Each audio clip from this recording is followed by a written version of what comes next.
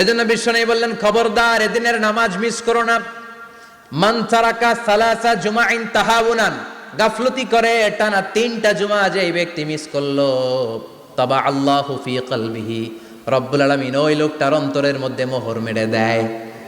ওয়া কুতিবা ফি জুমরাতিল মুনাফিকিন, মুনাফিকদের খাতায় তার নাম তুলে দেয়।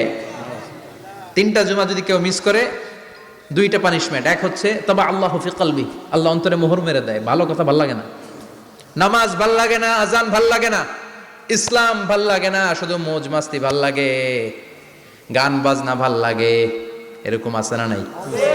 জুমার নামাজে যায় না।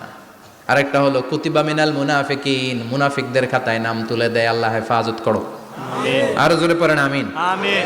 জুমার দিন আগে আগে মসজিদে আসবেন ইনশাআল্লাহ। সবাই রাজি? ইনশাআল্লাহ। আসেন, আল্লাহ জুমার ব্যাপারে কি ওয়াজ আমাদেরকে করলেন আমরা শুনি। শুনতে রাজি? আল্লাহ বললেন, ইয়া আইয়ুহাল্লাযীনা আমানু ইযা নুদিয়া লিস-সালাতি মিন ইয়াউমিল জুমুআতি ফাসআউ ইলা যিকরিল্লাহি ওয়া যারুল বাই', যালিকুম খায়রুল লাকুম ইন কুনতুম তা'লামুন। পড়েন না।